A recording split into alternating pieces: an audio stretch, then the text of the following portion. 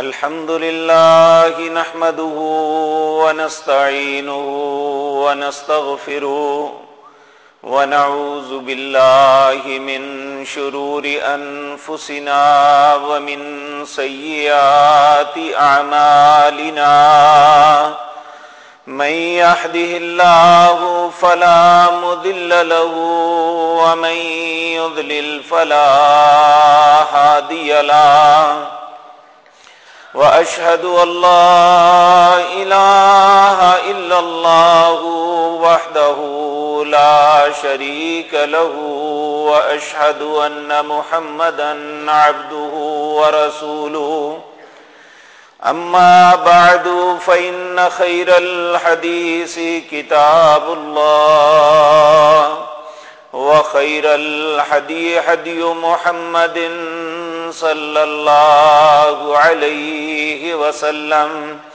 وشر الأمور محدثاتها وكل محدثة بدعة وكل بدعة ضلالة وكل ضلالة في النار رب اشرح لي صدري ويسر لي أمري واحلل عقدة من لساني يفقهوا قولي اللهم انفعنا بما علمتنا وعلمنا ما ينفعنا وزدنا علما رب أوزعني أن أشكر نعمتك التي أنعمت علي وعلى والدي وأن أعمل صالحا ترضاه وأصلح لي في ذريتي إني تبت إليك وإني من المسلمين أعوذ بالله السميع العليم من الشيطان الرجيم بسم الله الرحمن الرحيم لقد كان لكم في رسول الله أسوة حسنة لمن كان يرجو الله واليوم الآخر وذكر الله كثيرا ولما رأى المؤمنون الأحزاب قالوا هذا ما وعدنا الله ورسوله وصدق الله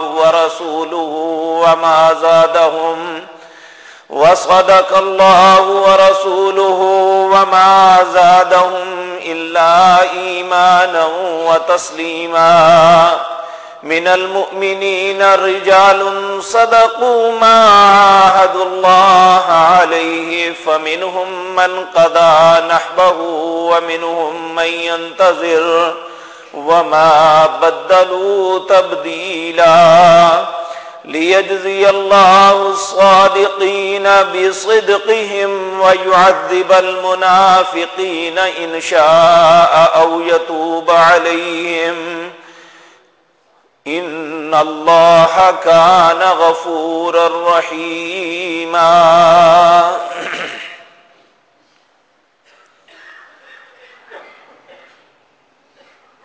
حضرات محترم، جب کوئی بھی انسان اپنے آپ کو مسلمان کہتا ہے یا کوئی غیر مسلمان اسلام کے اندر داخل ہوتا ہے تو اس کے لیے ایک ہی رستہ، ایک ہی طریقہ، ایک ہی بات ہے جو اللہ رب العزت اس کے سامنے رکھتے ہیں کہ اے مسلمان یا اسلام میں داخل ہونے والے انسان، اگر تو اسلام کے مطابق زندگی گزارنا چاہتا ہے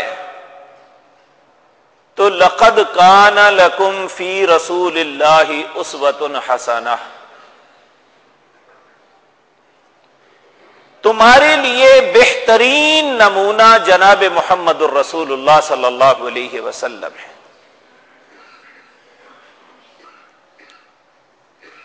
اب ایک مسلمان اپنے آپ کو مسلمان بھی کہلائے، لیکن وہ اپنے لیے رسول اللہ صلی اللہ علیہ وسلم کو نمونہ نہ سمجھے، تو اگلی بات اللہ رب العزت فرماتے ہیں لمن کان یرجو اللہ والیوم الآخر وذکر اللہ کثیرا، جو شخص یہ ایمان رکھتا ہے کہ ایک دن اسے اللہ کے حضور پیش ہونا ہے، والیوم الآخر، اور آخرت کا ایک دن فیصلے کا آنے والا ہے، وذکر اللہ کثیرا، وہ اللہ کا ذکر کرنے کا ارادہ رکھتا ہے یا اس پہ چلنا چاہتا ہے، تو اس کے لیے بھی ضروری ہے لقد کان لکم فی رسول اللہ اسوۃ حسنہ، وہ رسول اللہ صلی اللہ علیہ وسلم کو اپنی زندگی کا اسوہ بنائے۔ اسوہ کہتے ہیں آئیڈیل۔ میں اور آپ اگر اپنا ایک چھوٹا سا گھر بنانا چاہیں اور وہ گھر جو ہے ہم ہر قسم کے نقائص سے صاف رکھنا چاہتے ہیں کہ اس میں کوئی ٹیکنیکل فالٹ نہ ہو، وہ اتنی ہی جگہ کے اندر ایک خوبصورت نقشہ بن جائے، تو ہم ایک آرکیٹیکٹ کے سامنے جا کے اپنا مدعا بیان کرتے ہیں۔ وہ آرکیٹیکٹ محنت کر کے ہمارے سامنے کچھ پلاننگز دیتا ہے، ایسے بھی بن سکتا ہے، ایسے بھی بن سکتا ہے، ایسے بھی بن سکتا ہے، پھر ہم ساری مشاورت کرنے کے بعد پھر ایک نقشہ ترتیب دیتے ہیں، اس کے مطابق اسے بناتے ہیں اور سمجھتے ہیں ہم نے ایک خوبصورت گھر بنایا۔ اور حقیقت بھی یہ ہے کہ ہمیں خوبصورت گھر بنانے کے لیے پہلے اس کا نقشہ تیار کرنا پڑتا ہے۔ تو اللہ رب العزت نے ایک مسلمان کی زندگی کو خوبصورت بنانے کے لیے آسمان سے نقشہ بھیجا اور وہ فٹ کیا جناب محمد الرسول اللہ کی ذات میں صلی اللہ علیہ وسلم، اور اس کے بعد ہمارے سامنے رکھ دیا لقد کان لکم فی رسول اللہ اسوۃ حسنہ۔ وہ دنیا میں شرق میں رہتا ہے، غرب میں رہتا ہے، شمال میں یا جنوب میں رہتا ہے، وہ کوئی بھی زبان بولتا ہے، کسی بھی رنگ کا ہے، کسی بھی قوم سے تعلق رکھتا ہے، اگر وہ مسلمان ہے، مسلمان بن کے رہنا چاہتا ہے اور وہ اللہ کی بارگاہ میں پیش ہو کے سرخ روح ہونا چاہتا ہے، تو آئیڈیل تمہارے سامنے ہے، ان کا نام محمد الرسول اللہ صلی اللہ علیہ وسلم۔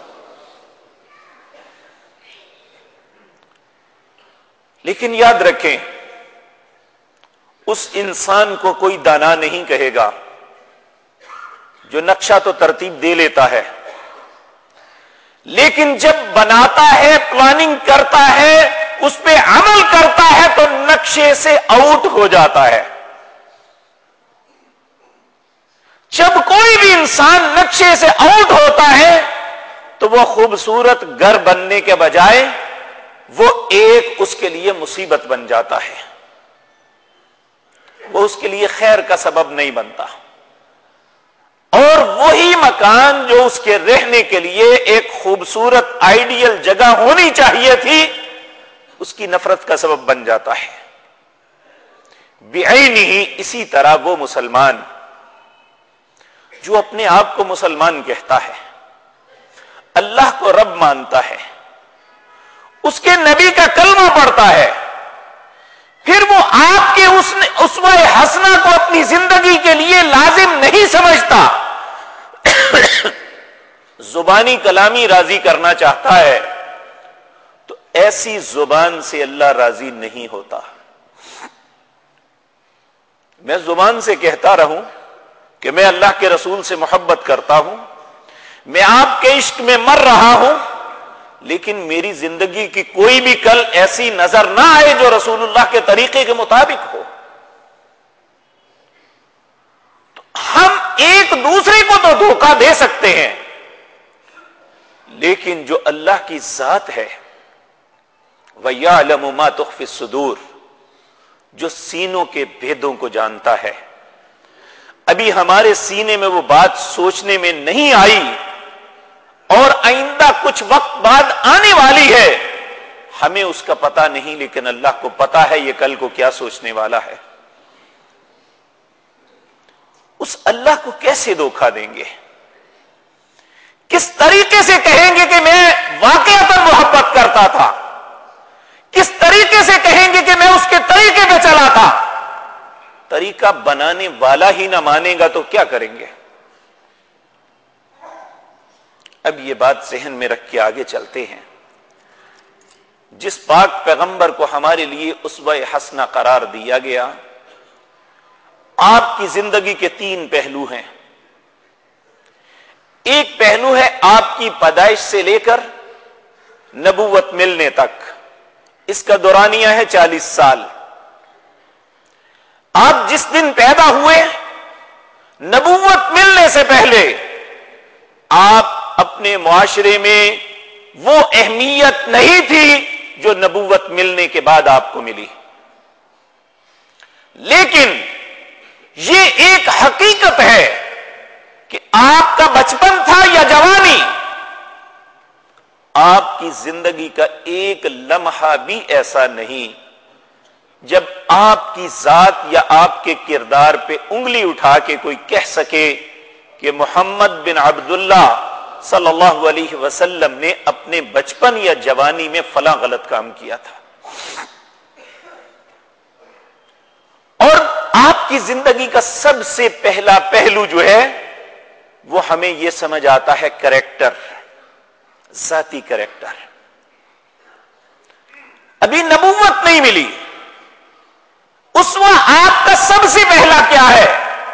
اور جس دن نبوت ملی، نبوت ملنے کے بعد جب اللہ نے آپ کو حکم دیا وَأَنذِرْ عَشِيرَتَكَ الْأَقْرَبِينَ، جاؤ اپنے قریبی رشتہ داروں کو ڈراؤ، انہیں بتاؤ، تو آپ ان کے پاس گئے. سب سے پہلی بات آپ نے یہ کہی کہ اے میرے خاندان کے لوگوں، اے میرے شہر کے واسیوں، میں نے 40 سال تمہارے اندر گزارے ہیں. 40 سال ایک مدت ہوتی ہے. آپ دیکھیں بچپن میں معصومیت میں انسان بہت کچھ غلطیاں کر لیتا ہے، جوانی کے زور میں انسان بہت کچھ کر لیتا ہے. 40 سال جب آپ میچور ہو چکے تھے، 40 سال زندگی کے گزارنے کے بعد پوری قوم کے جوانوں، بوڑھوں، بچوں کے سامنے کھڑے ہو کے کہا میں نے 40 سال تم میں گزارے، بتاؤ محمد نے کسی کے ساتھ زیادتی کی ہو صلی اللہ علیہ وسلم. آپ دیکھیں ہم جیسے انسان ایک ہفتے کا نہیں کہہ سکتے کہ ایک ہفتے میں بتاؤ میں نے کوئی غلط کام کیا ہو، بلکہ ایک دن کے متعلق نہیں کہہ سکتے. وہ کتنی پاک باز شخصیت، وہ کتنی مطہر،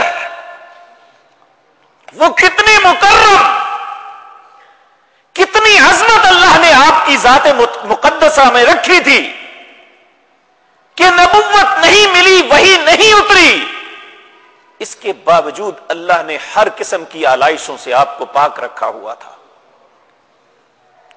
اور اسوہ ہوتا ہی وہ ہے جس کے اپنے اوپر کوئی الزام نہ ہو، جس کے اپنے اندر بے شمار غلطیاں ہوں. وہ لوگوں کے لیے نمونہ کیسے ہو سکتا ہے؟ تو اس لیے یہ بات یاد رکھیں، اللہ اپنے نبیوں کو معصوم بناتا ہی اس لیے ہے. معصوم کہتے ہیں بچایا گیا، وہ بھی خود نہیں بچتے.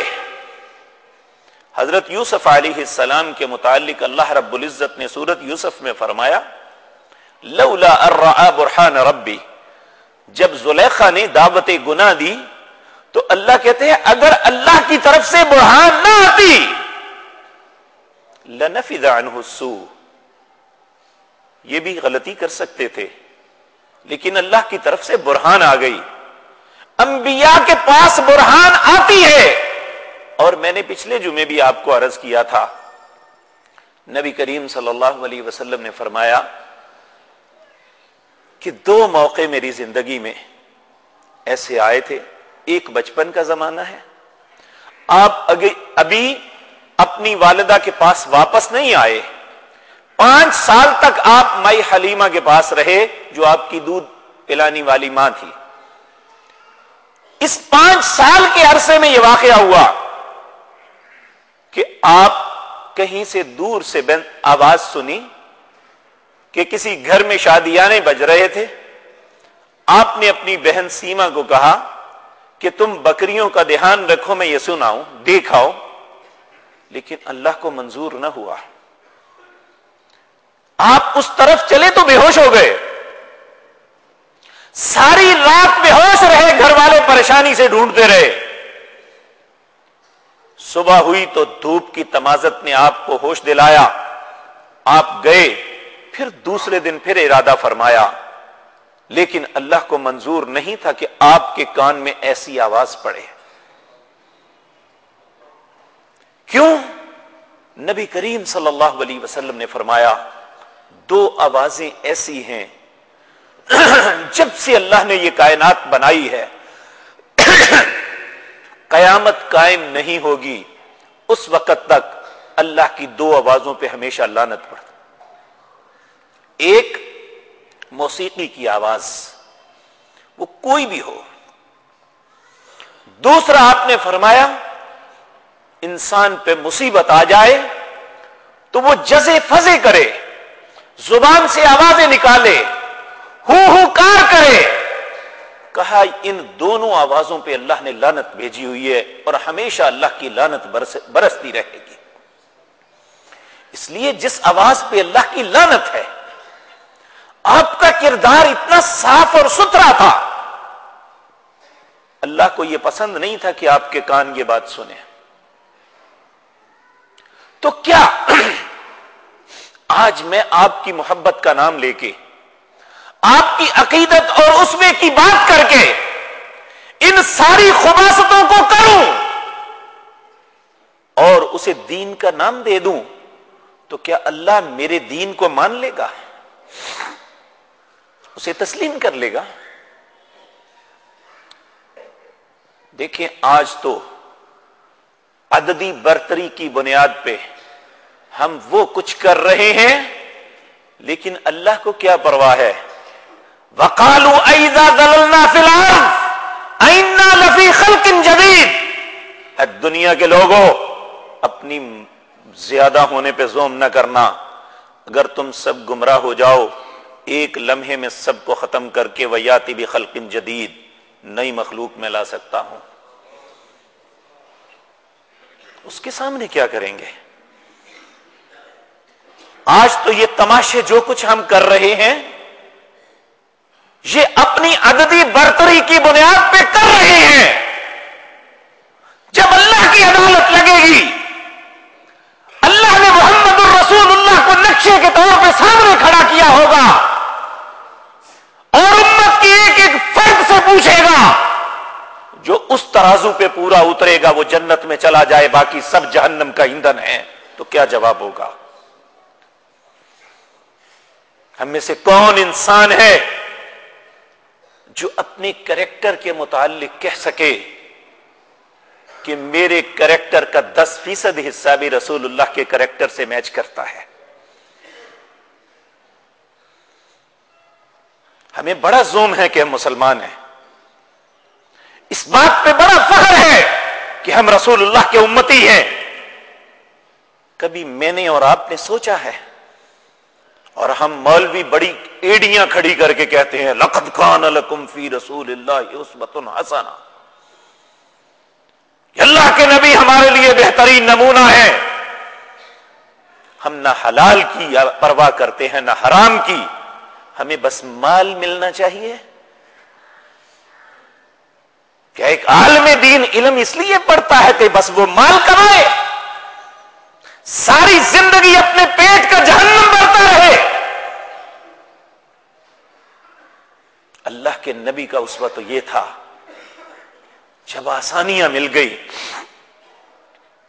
احزاب کا موقع ہے، یہ اسی وقت آیت اتری، اس وقت جب مدینے کے لوگ پوری طرح محصور ہو چکے تھے، چاروں طرف سے گھیر لیا گیا تھا، خندق کھود رہے تھے، ایک شخص روتا ہوا آپ کے پاس آیا، اپنے پیٹ سے کپڑا اٹھایا، اے اللہ کے رسول صلی اللہ علیہ وسلم، دیکھیں بھوک نے اتنا ستایا ہے، پیٹ پہ پتھر باندھا ہوا ہے۔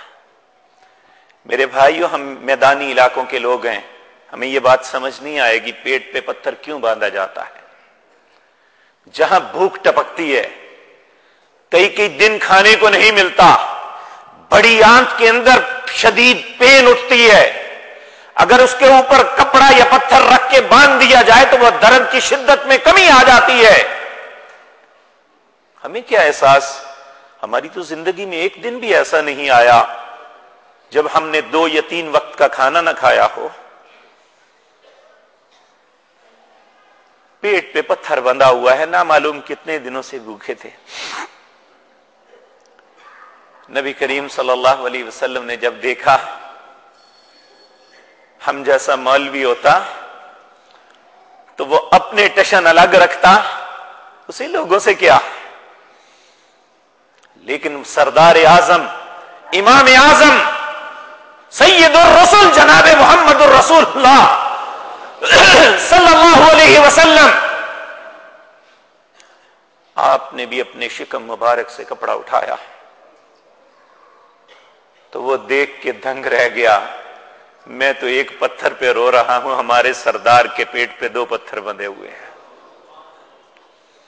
لقد کان لکم فی رسول اللہ اسوۃ حسنہ۔ لوگوں، دین کھانے پینے اڑانے کا نام نہیں ہے، دین قربانیاں مانگتا ہے۔ کیا دیا ہے ہم نے اس دین کو؟ کیا ساری زندگی جشن کر کے، لوگوں کے مال بٹور کے، اپنے گھروں کو بھر کے، اپنے پیٹ کا جہنم کا ایندھن پورا کر کے ہم سمجھیں گے کہ سردار انبیاء کی معیت میں ہمیں جگہ مل جائے گی؟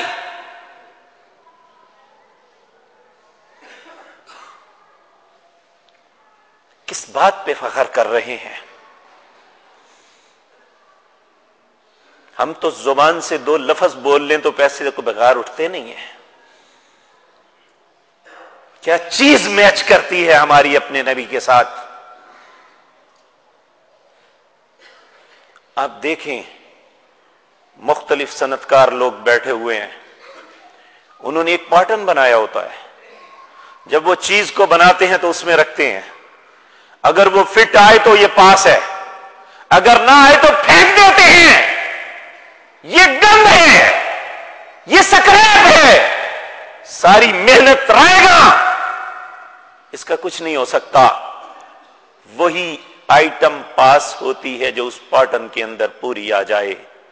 اے امت محمد الرسول اللہ، ہم میں سے کامیاب وہ ہوگا جو رسول اللہ کے نقشے کے مطابق اپنی زندگی کو پیش کر سکے گا۔ جتنا تماشا اپنے نبی کے ساتھ ہم نے کیا ہے، کائنات کے اندر کوئی کام نہیں کر رہی۔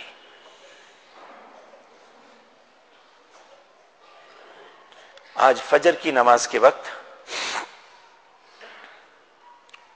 ایک شخص مجھے بتا رہا تھا کہ رات کو ٹیلی ویژن پہ عورتیں مرد سب مل کے ناچ رہے تھے ڈھول کی تھاپ اور کہہ کیا رہے تھے کہ آج ابلیس کے علاوہ سب خوشی منا رہے ہیں۔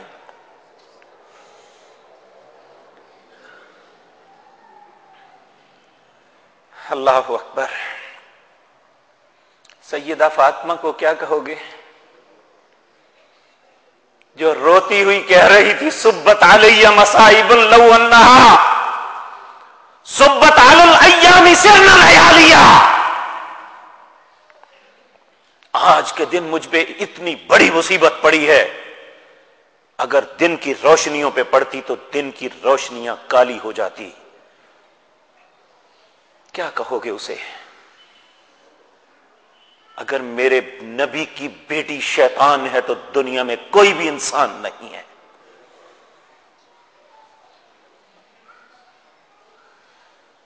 کیا کہو گے سیدنا ابو بکر کو جنہوں نے کہا وما محمد الا رسول قد خلت من قبلہ الرسل افإن مات او قتل انقلبتم على اعقابکم ومن ينقلب على عقبیہ فلن یضر اللہ شیئا وسيجزی اللہ الشاکرین. یہ محمد اللہ کے رسول ہیں، اس سے پہلے بھی رسول گزر گئے. افإن مات، اگر یہ فوت ہو جائیں، او قتل، یا قتل کر دیے جائیں، انقلبتم علی اعقابکم، جاؤ دنیا کی مستند تاریخیں اٹھا کے دیکھ لو، میرے رب نے کہا تھا انا کفیناک المستہزئین، تیرا مذاق کرنے والوں سے میں تجھے بچاؤں گا. میرے نبی 8 یا 9 ربیع الاول کو پیدا ہوئے اور 12 ربیع الاول کو انڈرسٹوڈ ہے. اس میں کسی تاریخ دان کا، کسی سیرت نگار کا اختلاف نہیں ہے کہ 12 ربیع الاول کو فوت ہوئے. بالفرض اگر 12 ہی کو پیدا ہوئے اور 12 ہی کو اس دنیا کو چھوڑا تو جو ہم کر رہے ہیں یہ موت کے دن، یہ انسانوں کا فعل ہے یا شیطانوں کا فعل ہے؟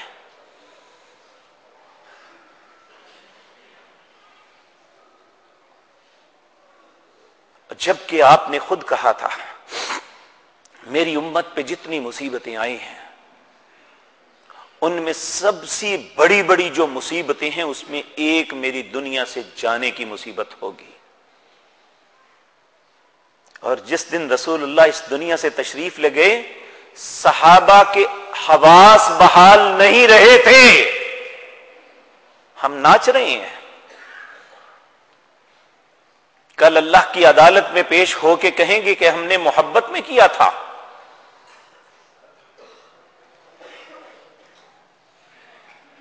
جب آپ کی تدفین ہو گئی اور حضرت انس گزرنے لگے اماں جی فاطمہ کے گھر کے سامنے تو کہا چچا میرے بابا پہ مٹی ڈالنے کا کیسے دل چاہا تمہیں؟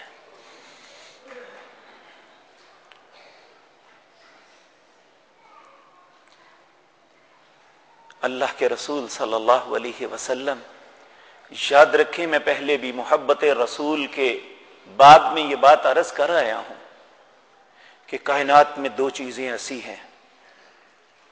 ایک مسجد حرام، وہاں اللہ کہتا ہے وَمَن يُرِدْ فِيهِ بِإِلْحَادٍ بِظُلْمٍ نُذِقْهُ مِنْ عَذَابٍ عَلِيمٍ، جو یہاں صرف بری سوچ بنائے گا وہ دردناک عذاب سے نہیں بچے گا.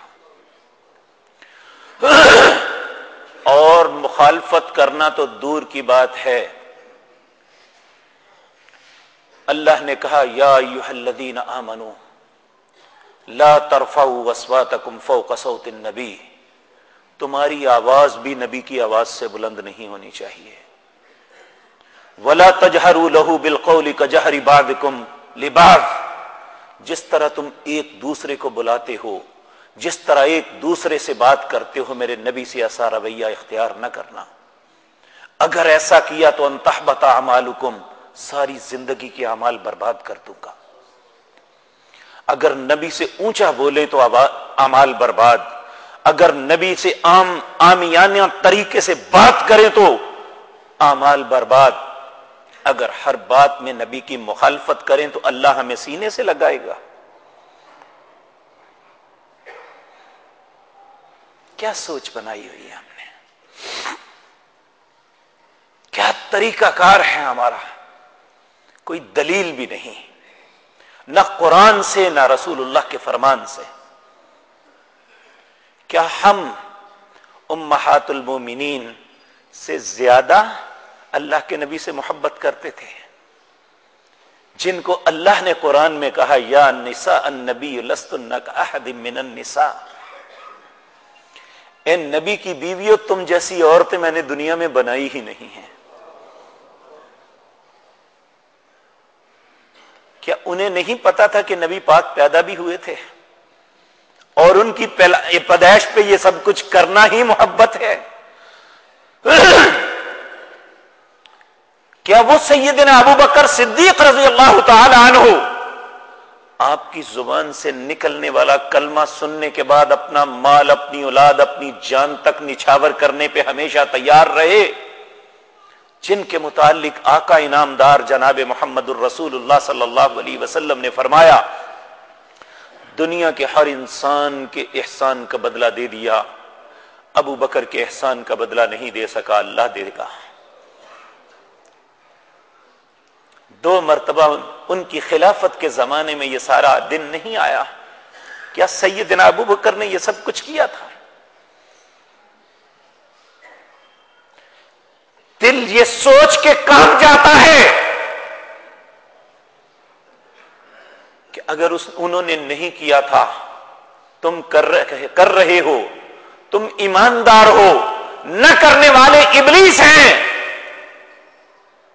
تو جس کو اللہ نے جنت کی بشارت دنیا میں دے دی تھی ان کا نام کیا رکھو گے؟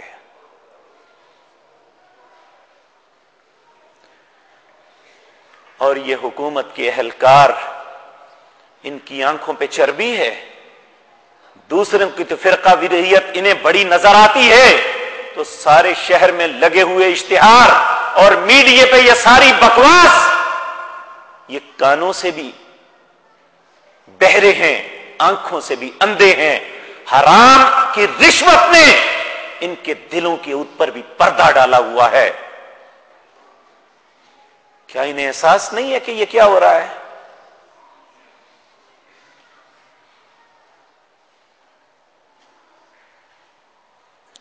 یاد رکھیں اللہ رب العزت نے ہمارے ساتھ جو کمٹ کیا ہے وہ ہے لمن کان یرجو اللہ والیوم الآخر وذکر اللہ کثیرا، جو اللہ سے ملاقات کی امید رکھتا ہے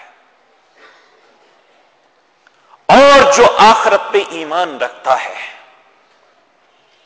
اور جو اللہ کا ذکر کرنے کا ارادہ کرتا ہے، لقد کان لکم فی رسول اللہ اسوۃ حسنہ، اس کے لیے رسول اللہ صلی اللہ علیہ وسلم کی زندگی اسوہ ہے۔ میرے پیارے بھائیوں، اللہ رب العزت نے اس کائنات میں مسلمانوں کو اس سے بڑی خوشی کوئی نہیں دی جب مکہ فتح ہوا تھا۔ نبی کریم صلی اللہ علیہ وسلم آپ کی کیفیت یہ تھی کہ جب آپ ہجرت کر کے مدینہ میں آ گئے تو خوابوں میں مکہ آتا تھا،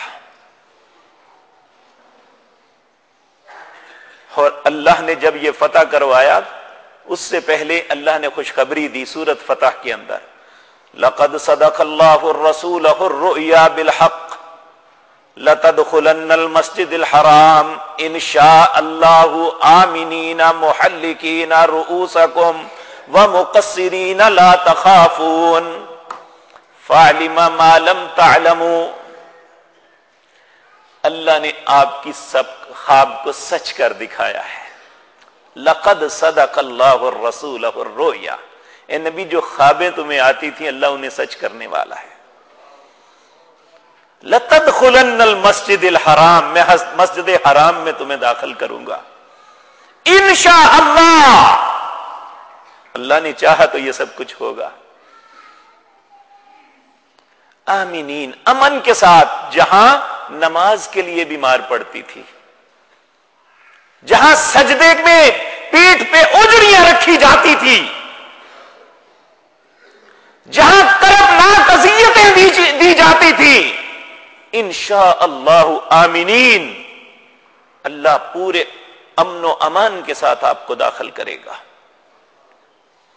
محلقین رؤوسکم ومقصرین، تم عمرہ کر کے ٹنڈ بھی کرواؤ گے اور قصر بھی کرواؤ گے۔ اور جب یہ موقع آیا، اللہ مالک نے 10,000 قدوسی فوج تھی، اللہ نے انہیں پاک باز فوج کہا ہے۔ اور لوگوں نے دیکھا ہوگا جب باب عبدالعزیز سے نکل کے جہاد میں جائیں تو تقریباً 2 کلومیٹر دور ایک جگہ ہے قدئی.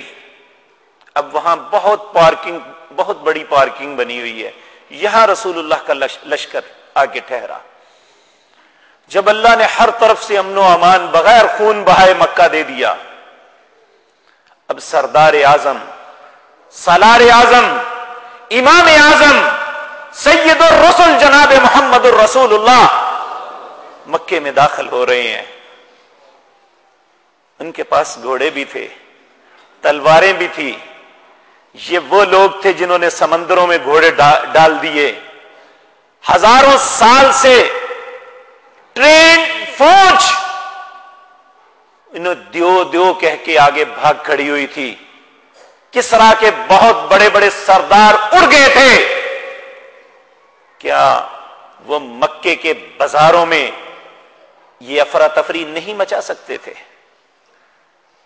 اپنے گھوڑے ڈھول کی تھاپ پہ نہیں نچا سکتے تھے؟ جو اپنی جانیں رسول اللہ پہ قربان کر دیتے وہ دیگوں کی لائنیں نہیں لگا سکتے تھے؟ داخل ہو رہے ہیں مکے میں سردار اعظم جناب محمد الرسول اللہ صلی اللہ علیہ وسلم. اونٹنی پہ بیٹھے بیٹھے سر جھکتا جا رہا ہے، آنکھوں میں آنسو ہیں. آپ کی ٹھوڑی مبارک کجاوے کی لاٹھی کے ساتھ بار بار ٹکرا رہی ہے. روتے ہوئے کیا کہتے ہیں؟ لا الہ الا اللہ وحدہ لا شریک لہ لہ الملک ولہ الحمد وہو علی کل شیء قدیر.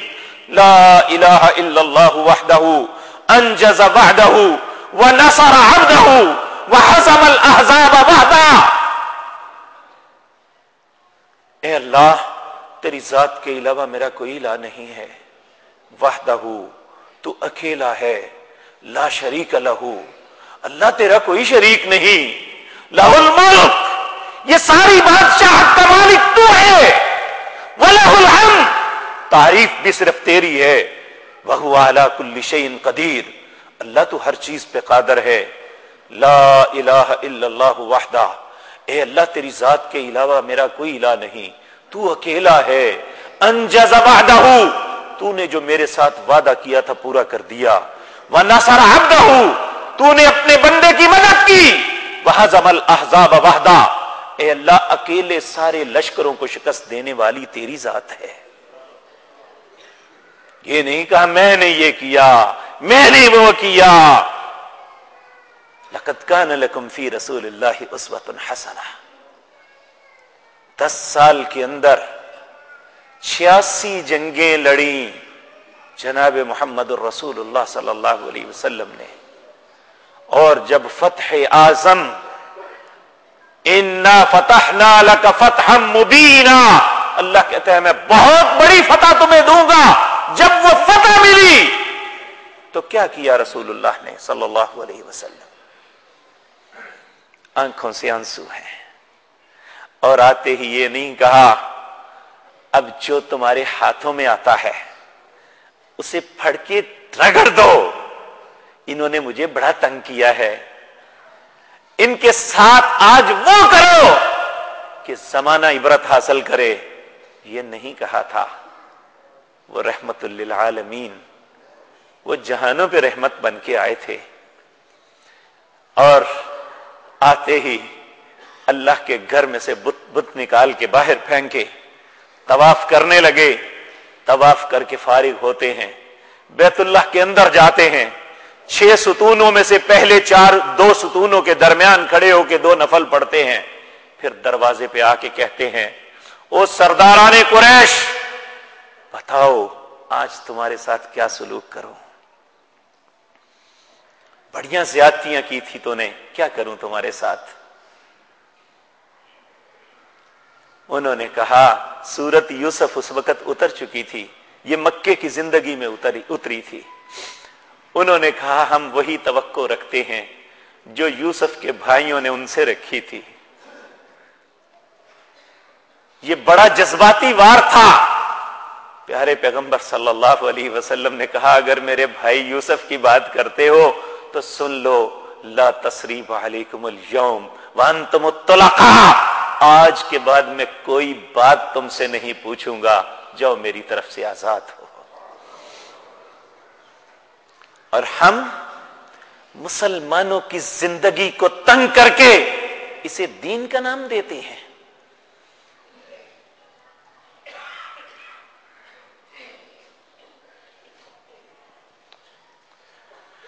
العیاذ باللہ، میرے بھائیوں، کسی کی مخالفت میں نہیں، دکھ اور درد کے ساتھ یہ ساری باتیں عرض کر رہا ہوں۔ اللہ کے لیے یہ جو آیات میں نے آپ کے سامنے پڑھی ہیں ضرور اپنے گھر میں پڑھنا جا کے۔ سورۃ احزاب ہے، اس کی آیت نمبر 21 سے آگے سارا پڑھیں۔ لقد صدق اللہ لقد کان لکم فی رسول اللہ اسوۃ حسنہ، لوگوں تمہارے لیے آئیڈیل، تمہارے لیے بہترین نقشہ، تمہارے لیے زندگی گزارنے کا بہترین طریقہ جو ہے وہ محمد الرسول اللہ کی ذات میں ہے صلی اللہ علیہ وسلم۔ لمن کان یرجو اللہ، جو اللہ سے ملاقات کی امید رکھتا ہے، والیوم الآخر، اور آخرت کو حق برحق مانتا ہے، وذکر اللہ کثیرا، وہ اللہ کے ذکر کا ارادہ رکھتا ہے، تو اس کے لیے یہ نمونہ ہے۔ اور جنہوں نے نمونہ بن کے دکھایا ان کی کیفیت کیا ہے؟ وَلَمَّا رَأَى الْمُؤْمِنُونَ الْأَحْزَابَ، چاروں طرف سے گھیرا پڑا ہوا ہے۔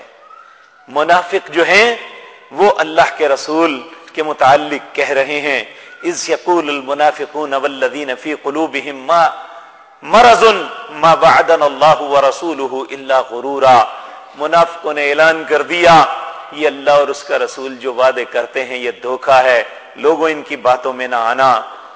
اور بلکہ کچھ لوگ یہ بڑے بن کے کہنے لگے ہمیں تو اجازت ہی دیجئے، لیکن ایمانداروں کی کیفیت کیا تھی؟ انہوں نے یہ نہیں دیکھا کہ ہم تعداد میں تھوڑے ہیں، ہم محاصرے میں آ گئے ہیں، انہیں اللہ پہ بھی اتنا یقین تھا اور اس کے رسول پہ بھی اتنا ہی اعتماد تھا کہ ان کی زبان سے کوئی بات نہیں نکلتی مگر جو اللہ وحی کرتے ہیں۔ وما ينطق عن الهوى ان هو الا وحی یوحى، اس لیے انہوں نے کہا ولما، اللہ نے تعریف کی، ولما رأى المؤمنون الاحزاب، جب ایمانداروں نے وہ لشکر دیکھے، قالوا، کہنے لگے، ھذا ما وعدنا اللہ ورسولہ، یہ تو وہی کچھ ہے جس کا وعدہ اللہ اور اس کے رسول نے ہم سے کیا۔ وصدق اللہ ورسولہ، اللہ بھی سچا ہے، اس کا رسول بھی سچا ہے، اور اسی کے وعدے سچے ہیں۔ وما زادہم الا ایمانا وتسلیما، اور ان کا ایمان اور زیادہ بڑھ گیا، وہ فرما برداری میں اور تیار ہو گئے۔ پھر فرمایا من المؤمنین رجال، ان مومنوں میں ایسے لوگ ہیں، ایسے مرد ہیں، صدقوا ما عاہدوا اللہ علیہ، انہوں نے جو اللہ سے وعدہ کیا تھا، اللہ جان تیری راہ میں لٹا دی، انہوں نے اپنا وعدہ پورا کر دیا۔ فمنہم من قضا نحبا ومنہم من ينتظر، اور کچھ ابھی انتظار میں بیٹھے ہوئے ہیں، کب اللہ کو، اس کے رسول کو ہماری ضرورت پڑے تو اپنی جانوں کو کٹا دیں۔ تو اللہ رب العزت فرماتے ہیں وما بدلوا تبدیلا، انہوں نے دل کے اندر ارادہ بھی نہیں بدلا۔ ہم اللہ اور اس کے رسول کے نام پہ لوگوں کا مال کھاتے ہیں، وہ اللہ اور اس کے رسول کو جان دیتے تھے کہ یہ ہماری جان ہے، اس کے بعد ہم کچھ نہیں دے سکتے، یہی لے لیں۔ ہم لوگوں کا مال کھا کے سمجھتے ہیں کہ بڑے ولی اللہ ہیں، العیاذ باللہ۔ تو اللہ رب العزت فرماتے ہیں لیجزی اللہ الصادقین بصدقہم، یہ سچے ہیں، ان سچوں کو اللہ ضرور جزا دے گا۔ سچے کون ہیں؟ جو اللہ رب العزت نے کے حکم کے مطابق اس کے رسول کے اسوہ پہ چلتے ہیں، جو صرف دعویٰ نہیں کرتے، اللہ کے رسول کے طریقے پہ چلتے ہیں۔ تو اللہ رب العزت فرماتے ہیں کہ لیجزی اللہ الصادقین بصدقہم، اللہ ان سچوں کو ان کی سچائی کا بدلہ دے گا۔ وَيُعَذِّبَ الْمُنَافِقِينَ، جو اللہ اور اس کے رسول کے معاملے میں منافقت کر رہے ہیں، اللہ انہیں عذاب دے گا اگر چاہے گا۔ تمہارا پابند نہیں ہوں، میں جو چاہوں کروں، اللہ رب العزت نے یہ کہہ دیا۔ وَيُعَذِّبَ الْمُنَافِقِينَ إِن شَاءَ أَوْ يَتُوبَ عَلَيْهِمْ۔ اس لیے میرے عزیز بھائیوں، آپس میں بہت منافقت کرتے ہیں ہم، ایک دوسرے کے ساتھ ہمارا طرز عمل کوئی مستحسن نہیں ہے، لیکن یاد رکھیں کہ یہ کوئی اتنی بڑی بات نہیں ہے، حالانکہ ہے غلط، انتہائی غلط، لیکن اللہ اور اس کے رسول کے ساتھ منافقت یہ اپنے آپ کو ہلاک کرنے والی بات ہے۔ اپنی بربادی پہ ہم خود دستخط نہ کریں۔ ہماری نجات اس میں ہے کہ ہم اپنا یہ طریقہ کار بدلیں، اور اللہ کے نبی نے جس طریقے سے زندگی بسر کی، جب آپ نے خوشی کا حکم دیا اور جس طریقے سے خوشی کا حکم دیا اس طریقے سے کریں۔ ہمارے پاس اپنے اللہ نے یہ اجازت ہی نہیں دی کہ ہم دین کے اندر کوئی نیا ایڈیشن لے کے آئیں اور پھر یہ جواز پیش کریں کہ منع کہاں کیا گیا ہے۔ منع تو تب کیا جاتا جب اس وقت کسی نے ایسا کیا ہوتا۔ تو اب منع ہونے کی دلیل یہ ہے کہ اللہ نے پابند کر دیا، وَمَا آتَاكُمُ الرَّسُولُ فَخُذُوا وَمَا نَهَاكُمْ عَنْهُ فَانْتَهُوا، جو اللہ کے نبی دیتے ہیں وہ لے لو، جس سے روکتے ہیں روک لو۔ تیسرا کوئی رستہ نہیں ہے۔ اللہ ہمیں ان دونوں باتوں میں زندگی گزارنے کی توفیق عطا فرمائے۔ اقول قولی ھذا واستغفر اللہ۔ ان الحمد للہ نحمده ونستعینه ونستغفره ونعوذ باللہ من شرور انفسنا ومن سیئات اعمالنا،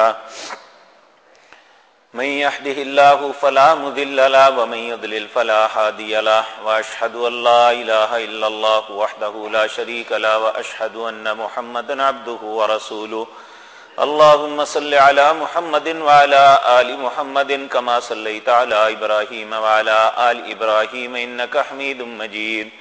اللهم بارك على محمد وعلى آل محمد كما باركت على إبراهيم وعلى آل إبراهيم إنك حميد مجيد۔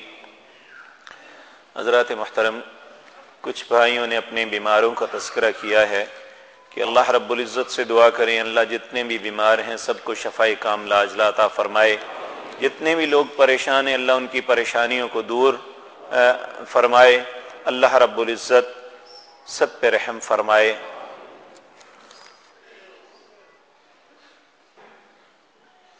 ایک بھائی نے کہا ہے کہ میرا نام محمد علی ہے، میرے والد صاحب پچھلے جمعے کو انتقال ہو گیا، برائے کرم ان کے لیے دعائے مغفرت کریں، اللہ سب فوت شدگان کو پر رحم فرمائے، جو بے اولاد ہیں اللہ انہیں اولاد کی نعمت سے نوازے۔ حضرات محترم، یہ 3 ماہ کے بعد المکرم رسالہ آتا ہے، جو ساتھی انہیں خرید سکتے ہیں تو اس کی قیمت یعنی اس کی لاگت سے زیادہ نہیں رکھی جاتی، پھر بھی اگر کوئی نہیں خرید سکتا تو یہ ویسے بھی دفتر سے مل سکتا ہے۔ آپ یہ اسلامی لٹریچر پڑھا کریں، اور خصوصاً اسلامی لٹریچر کی آغاز اور انتہا قرآن و سنت ہے۔ اللہ کی کتاب قرآن کو سمجھنے کی کوشش کریں، پیارے رسول صلی اللہ علیہ وسلم کی سیرت، آپ کی طرز زندگی آپ کی احادیث میں موجود ہے، آپ انہیں پڑھیں۔ یقین مانیے بہت سے ہماری زندگی کے مسائل حل ہو جائیں گے۔ ہم جن معاملات میں الجھے ہوئے ہیں اللہ ہمارے معاملات سارے سیدھے کر دے گا، ہمیں راہ راست کا پتہ چل جائے گا۔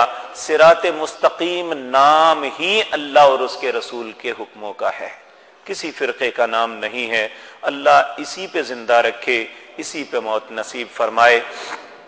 ایک اعلان ہے، حاجی محمد یوسف صاحب سپر ایشیا والے، انہوں نے جمعے سے پہلے فون کیا، ان کی ہمشیرہ محترمہ قضاء الہی سے وفات پا گئی ہیں۔ 2 بجے کینال ویو مسجد کے اندر ان کا جنازہ ہے، محمدی مسجد میں، جو ساتھی شرکت کرنا چاہیں وہاں تشریف لے جائیں۔ اللہم انصرنا ولا تنصر علینا وعزنا ولا تذلنا وزدنا ولا تنقصنا وارحمنا انت مولانا فانصرنا علی القوم الکافرین اللهم اعز الاسلام والمسلمين واذل الشرك والمشركين اللهم دمر اعداء الدين اللهم دمر اعداء الدين اللهم دمر اعداء الدين اذهب الباس رب الناس واشف انت شافي لا شفاء الا شفاؤك شفاء لا يغادر سقما اللهم اشفنا بشفائك وداونا بدوائك واغننا بفضلك عمن سواك يا واسع الفضل يا واسع المغفرة ربنا آتنا خير الدنيا وخير الآخرة وقنا واصرف عنا شر الدنيا وشر الآخرة سبحان ربك رب العزة عما يصفون وسلام على المرسلين والحمد لله رب العالمين.